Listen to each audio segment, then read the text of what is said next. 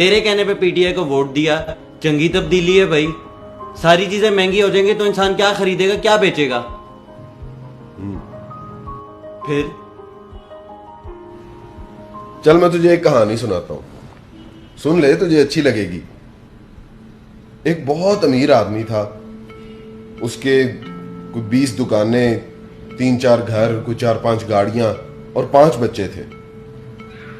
ایک دن ایسا ہوا اس آدمی کا ایکسیڈنٹ ہوا اور وہ مر گیا.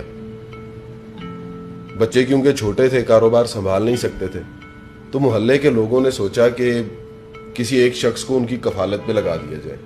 انہوں نے محلے میں سے ایک شخص کو ان کی کفالت کی ذمہ داری دے دی. کچھ دن گزرے تو اس شخص نے سوچا کہ نا ان بچوں کی جائیداد سے کچھ پیسے کمائے جائیں.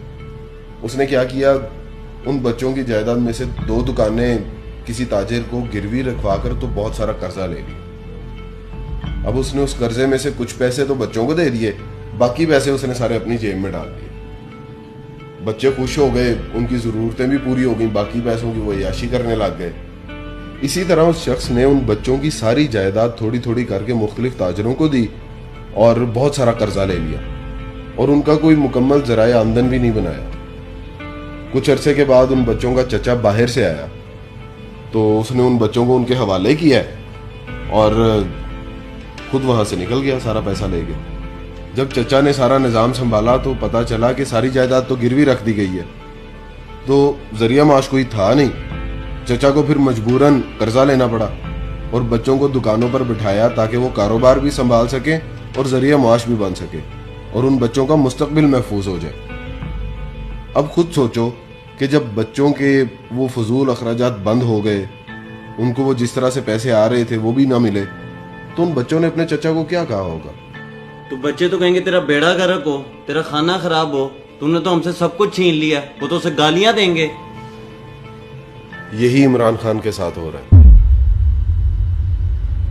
دیکھو, چیزوں کی قیمتیں ضرور بڑھ رہی ہیں, حالات بھی بہت مشکل ہو رہے ہیں, لیکن کسی کو برا بھلا کہنے سے اور گالیاں دینے سے حقیقت بدل نہیں سکتی.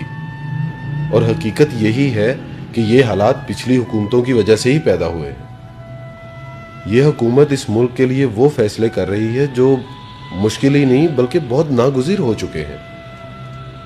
یاد رکھنا, یہ ملک ہمارا گھر ہے اور اپنے گھر کو بچانے کے لیے اور سنبھالنے کے لیے اپنوں کو ہی قربانیاں دینی پڑتی ہیں, اکٹھے ہو کر چلنا پڑتا ہے. اور اگر ہم سب ساتھ مل کر چلیں گے تو انشاءاللہ ضرور بدلے گا پاکستان.